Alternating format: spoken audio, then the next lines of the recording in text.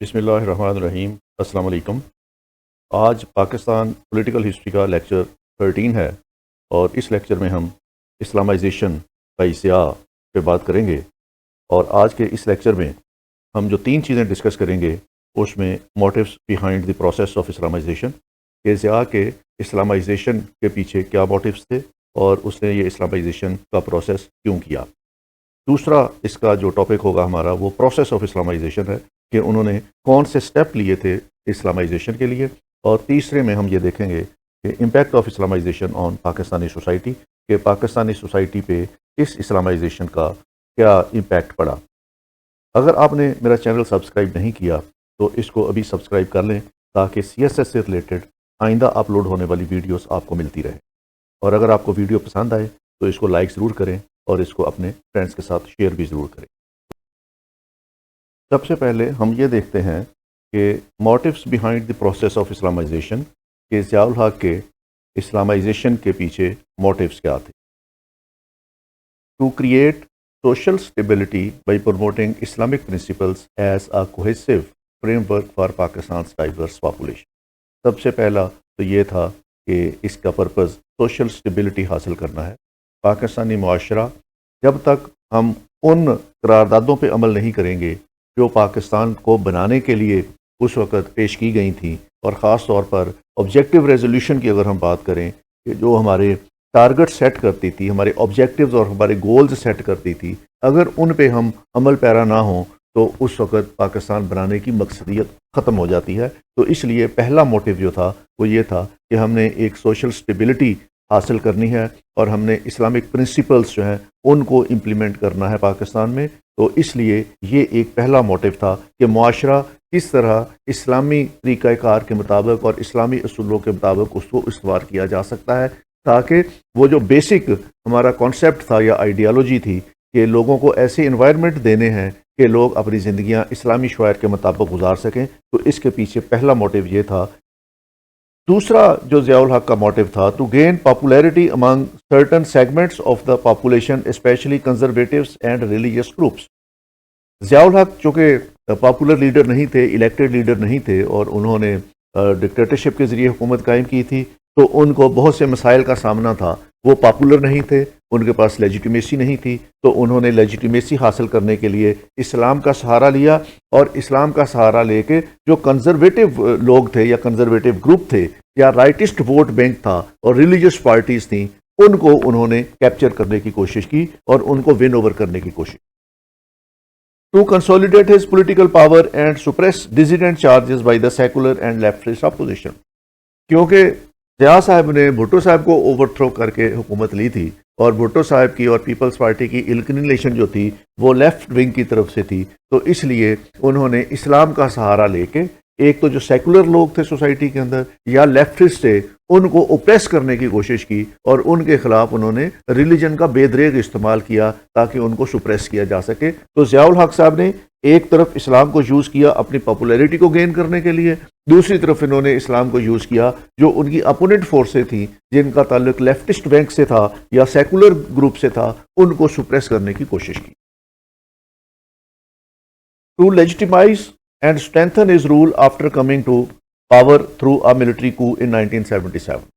کیونکہ وہ ایک ملٹری کو کے ذریعے پاور میں آئے تھے، تو انہوں نے اپنے آپ کو لیجیٹیمیسی دینے کی کوشش کی اسلام کے ذریعے، اور اپنے آپ کو اسٹرینتھن کرنے کی کوشش کی، اور جو رائٹسٹ ووٹ بینک تھا یا رائٹسٹ پولیٹیکل پارٹیز تھیں جو مذہبی بنیاد پر قائم ہوئی تھیں، ان کو انہوں نے اپنے قریب کیا تاکہ اس طریقے سے وہ پولیٹیکل اسٹرینتھ بھی حاصل کر سکیں اور اسلامائزیشن کے نام پہ لوگوں سے لیجیٹیمیسی بھی حاصل کر سکیں۔ اور الٹیمیٹلی انہوں نے جو ریفرینڈم کرایا 1984 میں، اس میں انہوں نے اسلام کو ہی اس ریفرینڈم کا بیس بنایا، اور اس بیس پہ انہوں نے لیجیٹیمیسی حاصل کی۔ To gain support for resistance against Soviet forces in neighbouring Afghanistan during the cold war. تیسرا جو چوتھا ایشو ان کے ساتھ چل رہا تھا وہ 1979 میں افغانستان کے کرائسس ہوئے، جس میں سوویت یونین کی فورسز جو تھیں وہ انہوں نے پینیٹریٹ کیا افغانستان میں، تو اس کے لیے بھی انہوں نے چونکہ اسلام کے نام پہ موبلائز کیا، لوگوں کو موٹیویٹ کیا، جہاد کے نام پہ موٹیویٹ کیا، تو اس طریقے سے بھی انہوں نے 79 کے بعد اسلامائزیشن کے پروسیس کو تیز کیا، کیونکہ وہ ایک لیجیٹیمیسی بھی لینا چاہتے تھے، اور افغانستان کے جہاد میں سوویت یونین کے خلاف جو ریلیجس ایلیمنٹ تھا اس کی سپورٹ بھی لینا چاہتے تھے۔ تو انہوں نے اس میں پھر اسلامائزیشن کے پروسیس کو تیز کیا تاکہ ریلیجس گروپ سارا ان کے ساتھ مل جائے۔ ڈاکٹر ناصر الدین نے ایک اس پہ ریسرچ پیپر لکھا ہے، impacts of Zia's Islamisation on Pakistani society, اور اس کے اندر وہ لکھتے ہیں کہ جو ضیاء الحق کا انٹروڈکشن تھی اسلامائزیشن پروگرام کی، اس کے پیچھے 5 major reason. The introduction of Islamization program by General Zia had 5 major reasons۔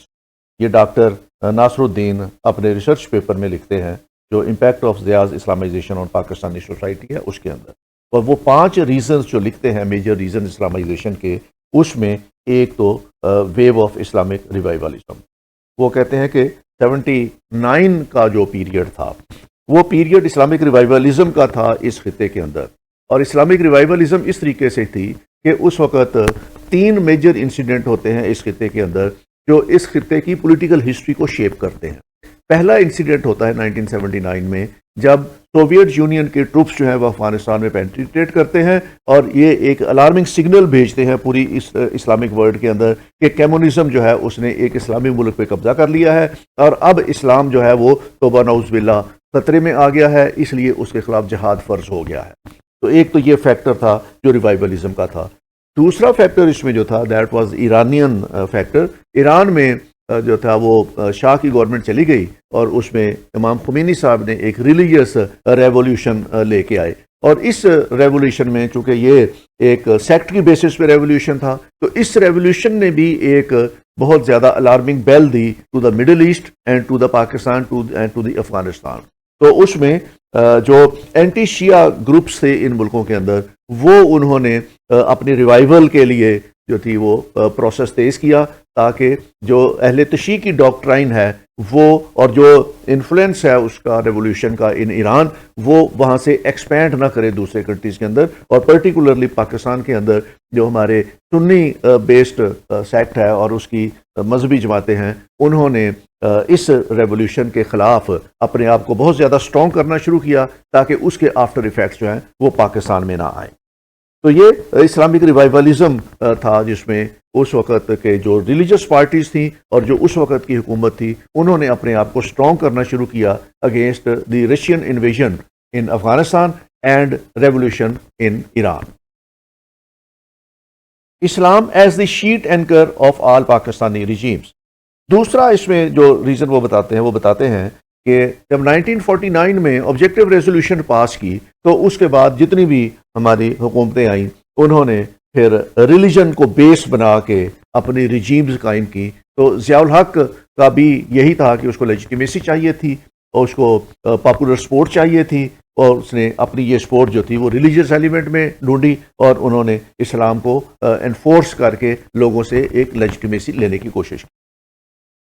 تیسرا بڑا ایلیمنٹ جو تھا، وہ جو کمپیلنگ فیکٹر تھا for Zia ul Haq, that was the نظام مصطفیٰ موومنٹ۔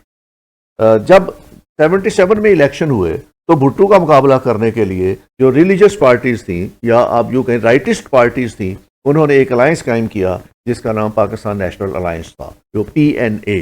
جب الیکشن ہوئے تو بھٹو صاحب الیکشن جیت گئے، اور PNA نے الزام لگایا کہ انہوں نے یہ الیکشن ریگنگ کے ذریعے جیتا ہے، اور انہوں نے ایک کمپین شروع کی، پروٹیسٹ کی، موومنٹ شروع کی بھٹو کے خلاف، اور انہوں نے اس میں ایک پاپولر سلوگن دیا قوم کو کہ ہم نظام مصطفیٰ قائم کریں گے، اور یہ ہماری تحریک جو ہے یہ تحریک نظام مصطفیٰ ہے۔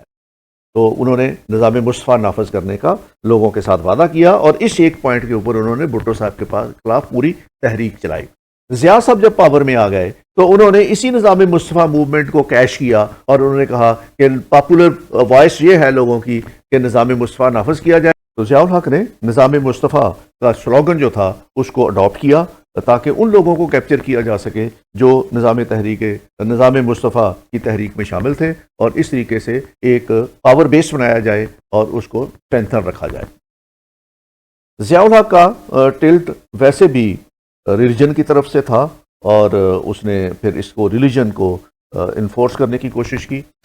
کرائسس ان لیجیٹیمیسی، ضیاء الحق جو تھے وہ سمجھتے تھے کہ وہ ایک ان ڈیموکریٹک پروسیس کے ذریعے پاور میں آئے ہیں اور ان کے پیچھے لیجٹیمیسی نہیں ہے، ان کے اقتدار کو لیجٹیمیسی نہیں ملے گی، تو انہوں نے لیجٹیمیسی لینے کے لیے کوشش کی اور اس نے ریلیجن کو استعمال کیا لیجٹیمیسی کے لیے. اور جیسے میں نے آپ کو پچھلی سلائیڈ پہ بتایا کہ جب انہوں نے 1984 میں ریفرینڈم کرایا تو اس میں بھی انہوں نے ریلیجن کا سہارا لے کے ریفرینڈم کرایا اور اسلامائزیشن آف پروسیس کے نام پہ انہوں نے اسلامائزیشن آف لاز کے نام پہ انہوں نے کویشچنئر تیار کیا اور اس پہ انہوں نے لوگوں سے ریفرینڈم میں ووٹ لیا. تو ان کے لیجٹیمیسی کرائسس بڑے سیریس تھے اور وہ چاہتے تھے کسی نہ کسی طریقے سے لوگ ان کو لیجٹیمیٹ جو ہے وہ سمجھیں، تو اس کے لیے انہوں نے پھر انفورسمنٹ جو تھی وہ اسلامائزیشن آف لاز کی اس کا سہارا لیا. اس کے اندر ایک اور اینگل بھی ہے اس میں موٹیوز کا، اور وہ ہے political exigency. Zia wanted to move his campaign of Islamization due to political exigencies. Zia ul-Haq صاحب کے اوپر بہت سے پولیٹیکل پریشرز تھے اور ان پولیٹیکل پریشر سے نکلنے کے لیے انہوں نے پھر ایک اسلامائزیشن کا جو ہے وہ پروسیس شروع کیا. Firstly Bhutto has use the slogan of Islamic socialism and Zia wanted to revive the spirit again. Bhutto صاحب نے ایک اسلامک سوشلزم کا نام دیا تھا اور ضیاء صاحب نے بھی اسی لائن کو آگے اڈاپٹ کرتے ہوئے اسلامائزیشن کا پروسیس جو تھا وہ جاری کیا تاکہ وہ جو ووٹ بینک ہے بھٹو کا جو سوئچ اوور ہو سکتا ہے ٹورڈز دی اسلامائزیشن اس کو کیپچر کیا جائے اور اس کے اگینسٹ جو بھٹو کے اگینسٹ ووٹ تھا جو نظام مصطفیٰ کی بات کر رہے تھے اس کو بھی کیپچر کیا جائے. تو یہ اس کی ایک پولیٹیکل ایکسیجنسی بھی تھی کہ بھٹو صاحب کی طاقت کو کس طریقے سے کم کیا جائے اور جتنا زیادہ اس کو کم کیا جائے تو اس کو اس کا اسٹرینتھن ملنی تھی ان کے پولیٹیکل سسٹم کو. تو انہوں نے بھٹو صاحب کی طرز کے اوپر جیسے بھٹو صاحب نے قادیانیوں کے بارے میں امینڈمنٹ کی تھی یا انہوں نے فرائیڈے کو چھٹی دینے کی بات کی تھی یا انہوں نے اسلامک سوشلزم کا نعرہ لگایا تھا، تو اسی کو ضیاء الحق صاحب نے بھی انہی چیزوں کو آگے جا کے کیش کرنے کی کوشش. Secondly Zia new that implementing and imposing Islamic economic and justice system would gain the favor of religious groups in Pakistan, so he supported the movement of Nizam Mustafa.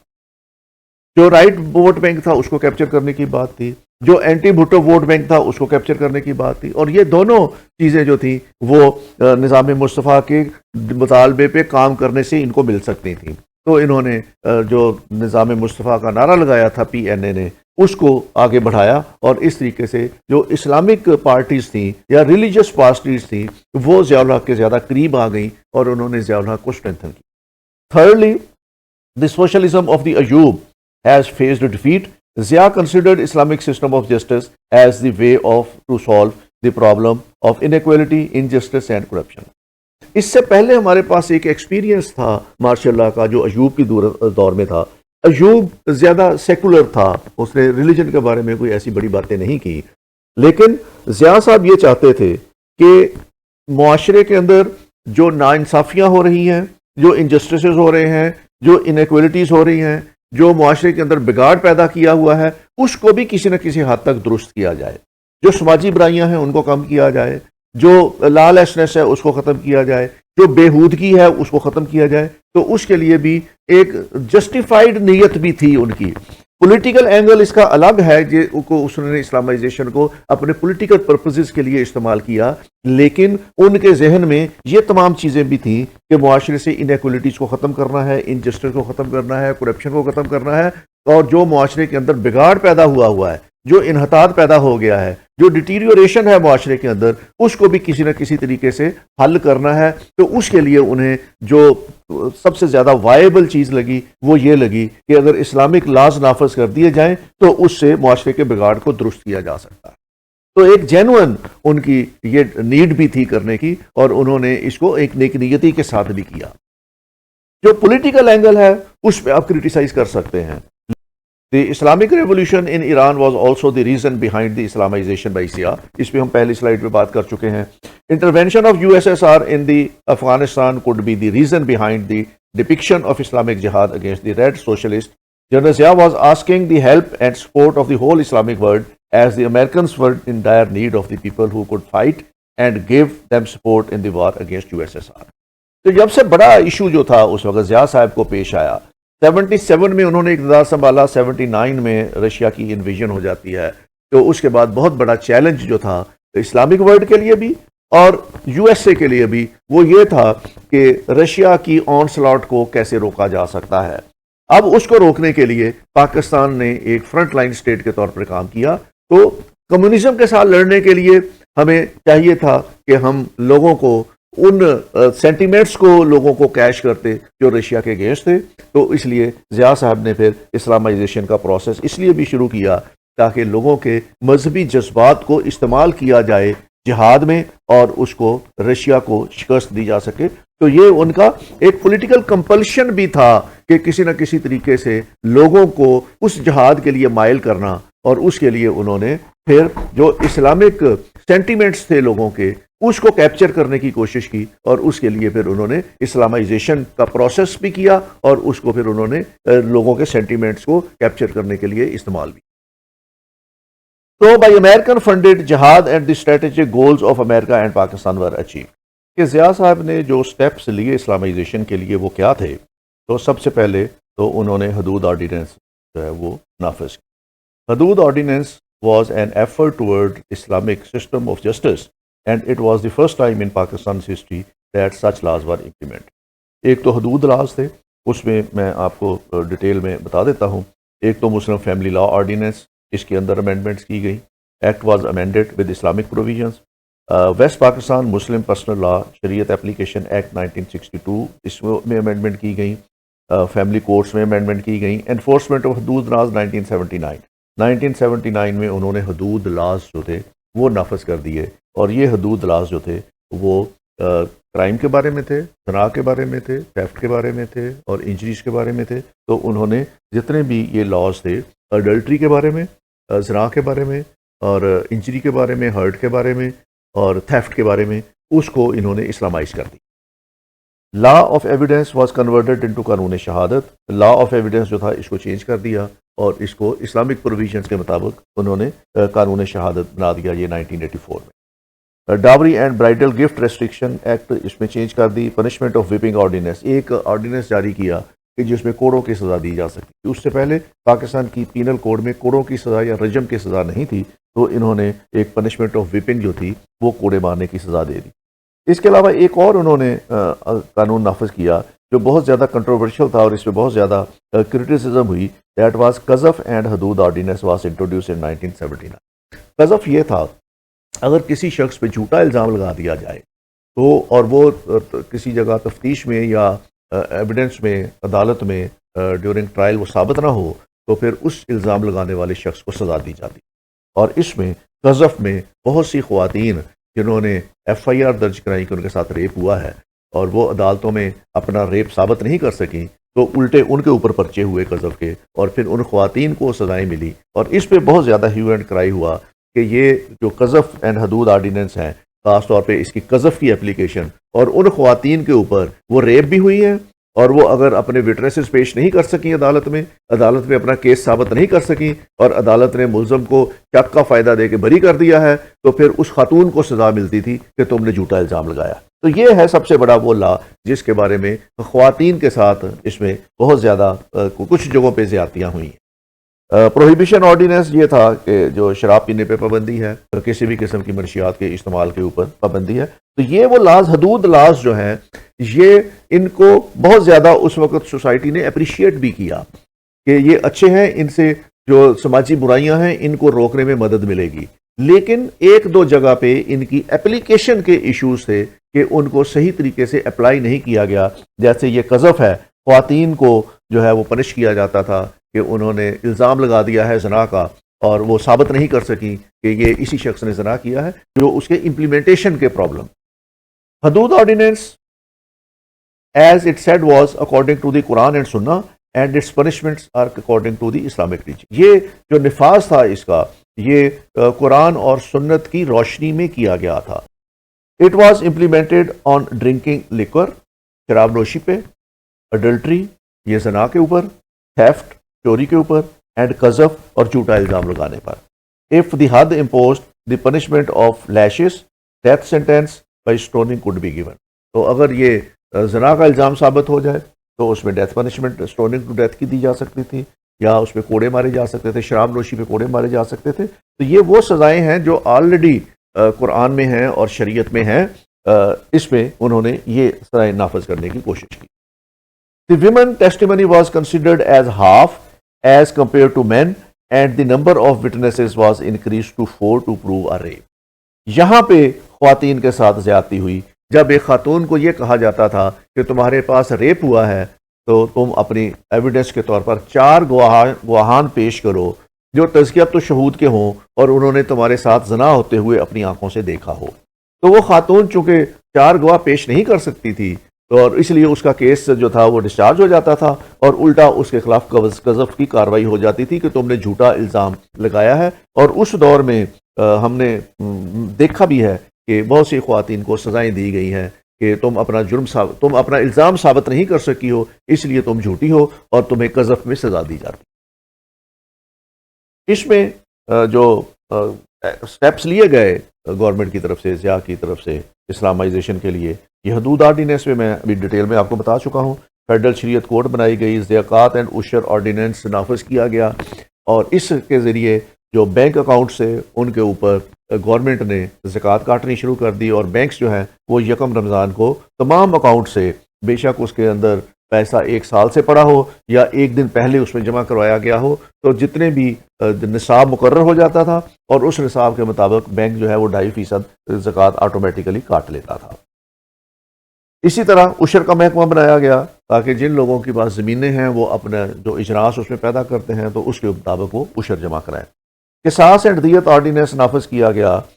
قصاص میں یہ ہے کہ جتنا کسی کو ہرٹ کیا گیا ہے یا قتل کیا گیا ہے تو وہ اس کا بدلہ لیا جائے گا اسی طریقے سے جتنا ایذا پہنچائی گئی ہے، قتل کے بدلے میں قتل اور جو انجری ہے اس کے مقابلے میں انجری. اور دیت آرڈیننس یہ تھا کہ اس میں خون بہا دیا جا سکتا ہے. اگر وارثین مان جائیں قتل ہو گیا ہے اور وارثین مان جائیں تو وہ اس قتل کے بدلے میں خون بہا لے سکتے ہیں، رینسم منی لے سکتے ہیں. تو یہ جو دیت آرڈیننس ہے یہ بھی اس پہ بہت زیادہ کرٹیسزم ہوا، کیونکہ کچھ انفلوئنشل لوگ جو تھے وہ مرڈر کر دیتے تھے اور مرڈر کرنے کے بعد جو وکٹم تھا اس کو مجبور کرتے تھے کہ تم دیت لے لو اور ہمارے ساتھ صلح کر لو. اور وہ اسٹیٹ پاور کا یوز بھی کرتے تھے، پولیٹیکل انفلوئنس بھی یوز کرتے تھے اور اپنا معاشرے کے اندر اثر و رسوخ بھی استعمال کر کے وکٹم کو مجبور کر دیتے تھے کہ تم ہم سے دیت لے لو اور ہمارے سے کیس جو ہے وہ واپس لے لو. تو آپ نے خود بھی دیکھا ہوگا بہت سے کیسز میں جو ریسنٹ ٹائمز میں ہوئے ہیں اس میں بھی جو انفلوئنشل لوگ ہیں انہوں نے کمپیل کیا ہے ٹو دی وکٹم کہ وہ دیت لے کے تو ہمارے ساتھ صلح صفائی کر لیں. تو یہ دیت پہ بھی بہت زیادہ کرٹیسائز ہوا تھا کہ اس میں جو غریب غربا ہیں جن کے آگے پیچھے کوئی نہیں ہے وہ لوگ بہت جلدی کمپیل کر دیے جاتے ہیں بائی دا انفلوئنشل پیپل کہ ہمارے ساتھ صلح کر لو. قانون شہادت آرڈیننس انہوں نے نافذ کیا تاکہ کورٹ کے اندر ایویڈنس جو پیش کی جائے اس کو اسلامی طریقہ کار کے مطابق پیش کیا جائے. تو یہ بھی انہوں نے اس میں شامل تھا. اس کے علاوہ جو دوسرے پروسیسز انہوں نے دیے، سینکٹیٹی آف رمضان آرڈیننس جاری کیا کہ جو رمضان میں بازار میں سر عام کھلا پھرا کوئی کھا نہیں سکتا، تمام ہوٹلز، ریسٹورنٹس، دکانیں بند ہو جاتی تھی اور جو لوگ سر عام کھاتے پیتے تھے ان کو پولیس پکڑ کے لے جاتی تھی، ان کے اوپر پرچے دیتے تھے، ان کو جیلوں میں بھیج دیا جاتا تھا. Establishment of prayers and provision of facilities for prayers in government offices. Hare government office کے اندر ایک چھوٹی سی مسجد بن گئی تاکہ لوگ وہاں جا کے نماز پڑھ سکیں. اسٹیبلشمنٹ آف صلاۃ کمیٹیز اینڈ اپوائنٹمنٹ آف ناظمین صلاۃ. محلوں کی لیول پر صلاۃ کمیٹیاں بن گئی مسجدوں کے اندر جو لوگوں کو ترغیب دیا کرتی تھی کہ جی نماز کا ٹائم ہو گیا ہے، چلے آئے آ کے نماز پڑھیں. تو اس طرح وہ ناظمین صلاۃ بن گئے. Compulsory teaching of Pakistan studies and Islamiat. Curriculum انہوں نے چینج کر دیا انٹائرلی اور کیریکولم سے جو سیکولر چیزیں تھیں وہ نکال دی گئی اور اس میں ریلیجیس ایلیمنٹ سارے اس میں ڈال دیے گئے اور کیریکولم جو ہے وہ سارا چینج کر دیا گیا. اس میں سیکولر چیزیں نکال دی گئیں اور اس کو اسلامائز کر دیا گیا اور اس میں پاکستان اسٹڈیز اور اسلامیات کمپلسری کر دی گئیں. اور اسٹیبلشمنٹ آف مجلس شورا، مجلس شورا بنا دی اور وہ ہینڈ پکڈ مجلس شورا تھی. ضیاء الحق صاحب نے بندے نومینیٹ کیے اس میں شورا میں اور ان کو اسلام آباد میں پارلیمنٹ کی جگہ پہ مجلس شورا کو انہوں نے قائم کر دیا تاکہ ان لوگوں سے مشاورت کی جائے گی. Establishment of an international Islamic university at Islamabad. Islamic university بنا دی. Honouring and respect of the ulema and religious leaders commensurating with the status in national lives. جو ریلیجیس اسکالرس تھے وہ بہت زیادہ ان کو وقت دی گئی اور ان کو گورنمنٹ کے عہدوں پہ رکھا گیا، ان کو گورنمنٹ نے اپنے قریب کیا اور ان کی مشاورت سے شروع کر دی. تو اس طریقے سے علماء کرام کو اور ریلیجس لیڈر کو جو ہے وہ گورنمنٹ کے بہت زیادہ قریب ہو گئے. Making the certificates and degree issued by the religious, جو مدارس تھے انہوں نے جو ڈگریاں وہ جاری کرتے تھے، ان کے اپنے وفاق تھے اور ان کے ذریعے وہ ڈگریاں جاری کرتے تھے، ان کی ڈگریوں کو ریکگنائز کر لیا انہوں نے، اور ان ڈگریوں کی بیسس پہ وہاں پہ لوگوں کو جابس مل جاتی تھیں. اسی طرح حفظ قرآن کے لیے انہوں نے جن لوگوں نے قرآن حفظ کیا ہوتا تھا ان کو 20 ایکسٹرا مارکس مل جاتے تھے، اور کسی بھی کمپٹیشن میں وہ جاتے تھے تو ان کے مارکس میں 20 نمبر ایڈ کر دیے جاتے تھے. تو اس طرح کی چیزیں جو تھیں وہ انہوں نے نافذ کی. اسٹیبلشنگ سیرا committee on the government level and holding سیرت کانفرنسز آن نیشنل لیول. سیرت کمیٹی بن گئی اور اس کے جگہ پہ سیرت کانفرنسز ہونا شروع ہو گئیں.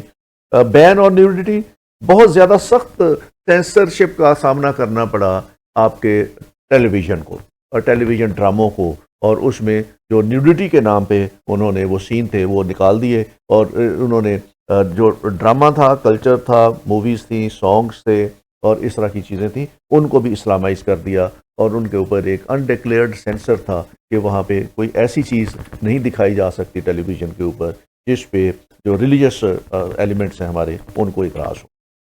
Banning alcohol drinking from government houses and official mess and the government receptions. شراب پہ پابندی لگا دی پورے ملک کے اندر. الکوہل پہ سرکاری تقریبات میں جہاں جہاں پہلے یہ سرو ہوتی تھی ختم کر دی گئی.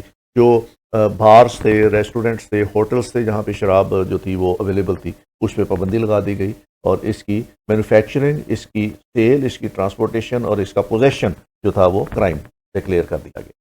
Promoting Arabic language and Quranic injections and observing Islamic etiquettes during private and formal congregational assemblies. Trying to clean up the government media department such as radio, TV and the press trust. اچھا، جو media تھا اس میں جو secular لوگ تھے ان کو انہوں نے کارنر کر دیا، ان کو نکال دیا، اور اس پہ ریلیجس مائنڈڈ لوگ جو تھے اور وہ ایک خاص طبقہ فکر کے لوگ جو تھے ان کو ان ایریاز میں پروموٹ کیا گیا، اور اس طریقے سے مونوپلی قائم ہو گئی ایک خاص سیکٹ کی on government organisations, on media, on newspapers and on radio, television اور even in the government. Holding elections اور نان پارٹی بیسز، یہ میں نے آپ کو بتا دیا کہ ریفرینڈم بھی کرایا اور انہوں نے وہ ٹھیک کروایا، الیکشن بھی نان پارٹی بیسز پہ کرایا. Giving dignified status to the national language as best in the country and Sharia ordinance. تو یہ والے اسٹیپس تھے جو ضیاء الحق صاحب نے لیے ملک میں اسلامائزیشن کو نافذ کرنے. اب اس کا امپیکٹ کیا پڑا سوسائٹی کے اوپر؟ ایک چیز میں آپ کو بتا دوں کہ ضیاء صاحب کی اسلامائزیشن کا بہت پازیٹیو امپیکٹ بھی تھا، اس کے اچھے نتائج بھی نکلے، لیکن کچھ ایریاز ایسے تھے جہاں پہ انہوں نے ہمارے لیے مسائل بھی پیدا کیے. جو ان کی اچھائیاں تھیں سوسائٹی کے لیے، جس میں کرائم کو کنٹرول کرنے کی بات تھی، جس میں شراب نوشی پہ پابندی کی بات تھی، جس میں جوئے پہ پابندی تھی، جس میں اڈلٹری اور اس طرح کی چیزیں تھیں، ان کے مثبت نتائج بھی ہیں کہ معاشرے میں یہ برائیاں بہت ہو چکی تھیں اور ان کو کنٹرول کرنے کے لیے ہمیں اسلامی قوانین کا سہارا لینا چاہیے تھا. اس حد تک کسی کو بھی ضیاء کی اسلامائزیشن سے کسی بھی قسم کا کوئی اختلاف نہیں ہے. جہاں پہ اس کے مضر اثرات نکلے ہیں ہماری سوسائٹی کے لیے، اور وہ مضر اثرات نکلے ہیں صرف اس کا جو پولیٹیکل اینگل ہے اس کی وجہ سے، اس پہ بہت سے لوگوں کو اعتراض ہے، اور اس کی امپلیمنٹیشن کا جو طریقہ کار ضیاء صاحب نے اپنایا تھا اس پہ اعتراض ہے. اسلامی قوانین کے نفاذ پہ اعتراض نہیں تھا. جو چیزیں تھیں اس میں ایک تو اسلامائزیشن کی وجہ سے سیکٹیرینزم بہت آیا سوسائٹی کے اندر. ایک خاص مکتبہ فکر کے لوگوں کو ضیاء صاحب نے اپنے ارد گرد اکٹھا کیا، اور اس مکتبہ فکر کے لوگوں نے اپنے جو مسلک تھا اس کے جو شریعت تھی وہ نافذ کرنے کی کوشش کی. اس پہ بہت سے دوسرے مکاتب فکر کے لوگوں کو اختلاف تھا، اس لیے ملک دو حصوں میں بٹ گیا. ایک طرف سنی لوگ تھے، دوسری طرف اہل تشیع تھے، اور ملک کے اندر سیکٹریانزم جو تھی وہ آ گئی، اور یہ دونوں گروپ آپس میں ایک دوسرے کے ساتھ دست و گریبان ہونے لگ گئے، ایک دوسرے کی مساجد پہ حملے ہونے لگ گئے، ایک دوسرے کے اوپر کردار کشی ہونی شروع ہو گئی، ایک دوسرے کی پرسنالٹیز کے خلاف انہوں نے جو تھی غلط باتیں کرنی شروع کر دیں. تو معاشرے میں ایک ہیجانی کیفیت پیدا ہو گئی. اور سیکٹیرینزم جو ضیاء صاحب کی اسلامائزیشن کے ساتھ شروع ہوا، وہ سیکٹیرینزم جو ہے وہ آج بھی ہم اس کو بھگت رہے ہیں، اور ہم نے ایک لمبے عرصے تک اس پہ بھگتا ہے، جہاں مساجد پہ حملے ہوئے ہیں، جہاں پہ امام بارگاہوں پہ حملے ہوئے ہیں، جہاں پہ عید میلاد النبی کے پروسیشن پہ حملے ہوئے ہیں، جہاں پہ اہل تشیع کے جو جلوس ہے محرم کے ان کے اوپر حملے ہوئے ہیں۔ اسی طرح دونوں طرف کی ریلیجس پرسنالٹیز کی اسیسینیشن کی گئی ہے۔ دوسرا جو سب سے بڑا امپیکٹ تھا، that was militancy and religious extremism. ملک کے اندر ملیٹنسی آ گئی اور ریلیجس ایکسٹریمزم آ گیا۔ اب اس عرصے میں ہم دیکھتے ہیں کہ سپاہ صحابہ پاکستان بنی، سپاہ محمد بنی، تحریک جعفریہ پاکستان بنی، اور اس کے مقابلے میں لشکر جنگوی بنی۔ تو دونوں طرف کے جو مسالک تھے، اہل تشیع کے اور اہل سنت کے، ان کے اندر ملیٹنٹ گروپس بن گئے، اور یہ مسلح گروپس تھے، اور انہوں نے ایک دوسرے کے خلاف باقاعدہ طاقت کا استعمال کیا، اور ملک کے اندر قتل و غارت گری انہوں نے ریلیجس بنیادوں کے اوپر شروع کی۔ ملک کے اندر ملیٹنسی آ گئی، ہماری سیاسی جماعتیں جتنی بھی تھیں، ہماری مذہبی جماعتیں جو تھیں، ان کے اندر ملیٹنسی آ گئی، اور باقاعدہ وہاں پہ ملیٹنٹ گروپس بن گئے، اور وہ گروپ ایک دوسرے کے خلاف نبرد آزما رہے۔ اور یہ آج کل بھی ہمارے پاس یہ ملیٹنسی جو ہے، اور جو ریلیجس بیسس کے اوپر ریلیجس پارٹیز ہیں، اس کے اندر جو ہے وہ وائلنس بھی ہے، اس کے اندر ان کے تشدد دانہ کارروائیاں بھی کرتے ہیں، اور ان کے اندر وہ مسلح گروپس بھی ہیں جو گورنمنٹ کے لیے بھی چیلنج بنتے ہیں، یا دوسرے جو ان کے مخالفین ہیں ریلیجس گروپس ہیں ان کے لیے بھی۔ تو یہ نان اسٹیٹ ایکٹرز کا روپ، کچھ ریلیجس پارٹیز ایسی ہیں جو نان اسٹیٹ ایکٹرز کا روپ دھار چکی ہیں، اور وہ گورنمنٹ کے لیے بھی مسائل پیدا کر رہی ہیں، لا اینڈ آرڈر کے مسائل بھی پیدا کر رہی ہیں، اور اسی طریقے سے اپنے مخالف جو ان کی ریلیجس پارٹیز ہیں ان کے لیے بھی وہ مسائل پیدا کر رہی ہیں۔ Threat to the status of women, Zia کی اسلامائزیشن سے جو سب سے زیادہ ہیومن رائٹس انفرنج ہوئے وہ خواتین کے ہوئے، اور خواتین میں بھی ان جگہوں پہ ہوئے جن خواتین کے ساتھ ریپ ہوا۔ تو انہوں نے لا کو امینڈ کیا، اور لا امینڈ کر کے انہوں نے کہا کہ جو خاتون ریپ کا الزام لگائے گی وہ ٹیسٹیمنی دے گی 4 انڈیپینڈنٹ وٹنس کے، کہ وہ آ کے شہادت دیں، اور وہ وٹنسز بھی تزکیۃ الشہود والے ہوں گے جو یہ شہادت دیں کہ انہوں نے یہ زنا کا جو فعل ہے یہ خود اپنی آنکھوں سے ہوتے ہوئے دیکھا ہے۔ اب جو خواتین ایسی حالت میں جن کے ساتھ زنا ہوئے تھے کہ 4 وٹنسز نہیں تھے ان کے پاس، اور انہوں نے جا کے جب پولیس اسٹیشن پہ FIRs درج کروائیں، اور جب وہ ٹرائل سٹیج پہ کیس گیا تو چونکہ وہ 4 گواہان پیش نہیں کر سکی، اور اس لیے ملزمان بری ہو گئے، اور ملزمان نے پھر قذف کے تحت اسی خاتون کے اوپر کارروائی کروائی کہ انہوں نے میرے اوپر جھوٹا الزام لگایا ہے، اور اس قذف کے نتیجے میں خواتین کو پھر سزائیں بھی ہوئیں۔ تو یہ ایک ڈبل جیوپرڈی ہوئی ان خواتین کے ساتھ، ایک تو وہ ریپ ہوئی، اور دوسرا ان کو قذف کے تحت سزا دی گئی۔ تو اس پہ جو ویمن ایکشن فورم تھا اس میں بہت زیادہ شور مچا، اور انہوں نے اس ہیومن رائٹس کی وائلیشن پہ بہت زیادہ پروٹیسٹ بھی کیے، لیکن یہ قذف آرڈیننس جو تھا یہ ضیاء صاحب کے دور میں یہ اسی طرح امپلیمنٹ ہوتا رہا۔ اس پہ بہت زیادہ کرٹیسزم ہوئی انٹرنیشنلی بھی اور نیشنلی بھی، اور اس نے خواتین کو انسیکیور کر دیا کہ جو اپلیکیشن کے مسائل تھے، امپلیمنٹیشن کے مسائل تھے، اس میں خرابیاں تھیں، اور ان خرابیوں کو دور کرنے کی کوئی سیریس کوشش نہیں کی گئی۔ تو یہ قذف ordinance was one of those جہاں اس کی اپلیکیشن کے اندر پرابلم پیش ہوئے۔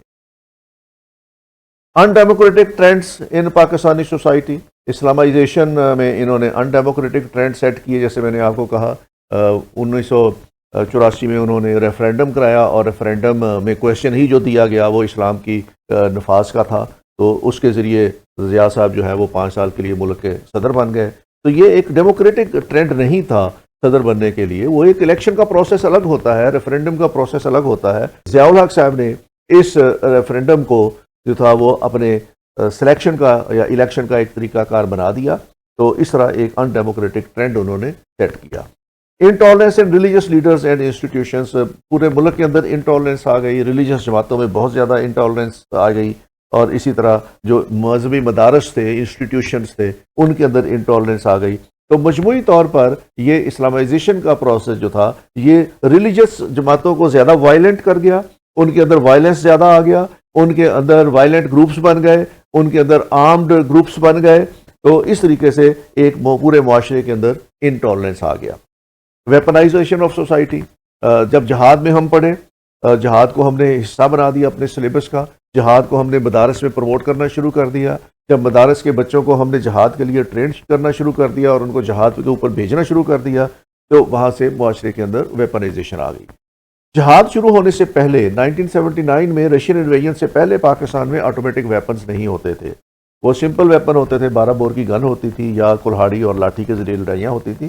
لیکن اس جہاد کلچر نے ہماری سوسائٹی کو وہ بہت زیادہ ویپنائز کر دیا اور آٹومیٹک ویپنز آ گئے، اور کلیشنکوف کلچر ہمارے اوپر جو ہے وہ امپلیمنٹ ہو گیا اور ہماری سوسائٹی کے اندر آ گیا. اس سے ہمارے وائلنس بڑھ گیا ہماری سوسائٹی کے اندر، اور کرائم بڑھ گیا، وائلنس بڑھ گیا، اور اس طرح ریلیٹڈ تمام چیزیں جو تھیں وہ آؤٹ آف کنٹرول ہو گئیں.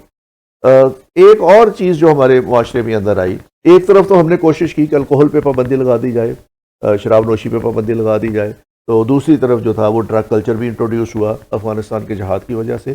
اور اس سے پہلے ہمارے پاس زیادہ جو تھی وہ اوپیم ہوتی تھی، لیکن افغانستان کے جہاد کے بعد ہمارے ہاں ہیروئن کلچر جو ہے وہ انٹروڈیوس ہوا، اور یہ گلی گلی محلے محلے میں پھینچ گیا، اور بہت زیادہ لیتھل قسم کی ڈرگز کا یوز ہماری معاشرے کے اندر بڑھ گیا. تو یہ بھی ایک اس کا آف شوٹ تھا، امپیکٹ تھا سوسائٹی کے اوپر، کہ ہمارے ہاں ڈرگ کلچر جو تھا وہ زیادہ ہو گیا. اوورآل دیکھا جائے تو اس اسلامائزیشن کے پروسیس میں چونکہ ہم نے ایک جہاد کا ایلیمنٹ ایڈ کیا اور ہم نے جہاد لڑا افغانستان میں، اور اس کا فال آؤٹ بھی ہماری سوسائٹی کے اوپر ہوا کہ ہماری سوسائٹی میں ٹیررزم آ گیا. ایک تو ٹیررزم بیسڈ تھا، جو ریلیجس پارٹیز ایک دوسرے کے خلاف کارروائیاں کرتی تھیں، جس کو ہم سیکٹیرینزم کے کھاتے میں ڈالتے ہیں. لیکن اوورآل ٹیررزم یہ تھا کہ پاکستان میں ٹیررسٹ ایکٹیویٹیز بڑھ گئیں، پاکستان میں بلاسٹ ہونے شروع ہو گئے، بم بلاسٹ ہونے شروع ہو گئے، اور اس کا فال آؤٹ جو ہوا ہمارے پاس افغانستان کی وار کا، تو وہ ہم آج تک بھگت رہے ہیں. کہ ہمارے فاٹا کا ایریا جو تھا یا کے پی کے کا ایریا جو تھا وہ پولیٹیکلی انسٹیبل ہوا، اور اسی طرح ہمارا کچھ ایریا جو ہے یہ بلوچستان کا وہ بھی انسٹیبل ہوا، اور ابھی تک ہم اس فیز میں سے گزر رہے ہیں. جو طالبان فیکٹر ہے اس کی وجہ سے جو ہمیں مسائل کا سامنا کرنا پڑا، اور جو ہماری سوسائٹی کے اندر ٹیررسٹ ایکٹیویٹیز آئیں، تو وہ کسی سے ڈکی چھپی نہیں ہیں. تو یہ امپیکٹ تھے سارے ضیاء کی اسلامائزیشن کے. لیکن پھر میں دوبارہ کہوں گا کہ ضیاء کی اسلامائزیشن کو اگر ہم نے ٹوٹیلٹی میں دیکھنا ہے تو اس کو 2 حصوں میں دیکھنا پڑے گا.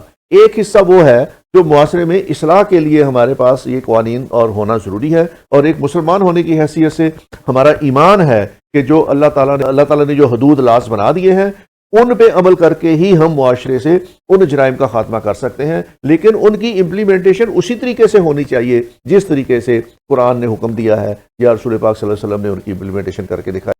معاشرے کی اصلاح کے لیے جو حدود لاز ہیں ان پہ کسی کو کوئی اعتراض نہیں ہے. ہم مسلمان ہیں اور ہمارا ایمان ہے کہ اللہ تعالیٰ نے جو لاز بنا دیے ہیں وہ ہمارے لیے بینیفیشری ہیں، فائدے میں ہیں، اور اس پہ عمل کر کے ہی ہم نجات حاصل کر سکتے ہیں اس دنیا میں بھی اور آخرت میں بھی.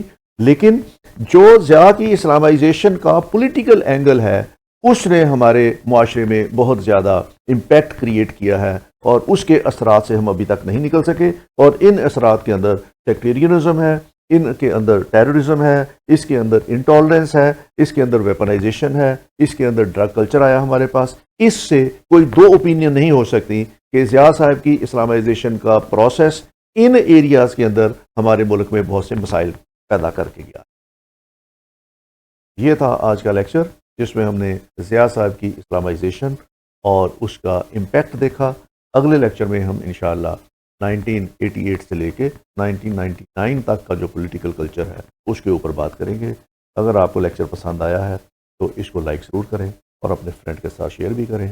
اس کے ساتھ ہی اجازت دیجیے. اگلے لیکچر تک کے لیے thank you very much. Take care.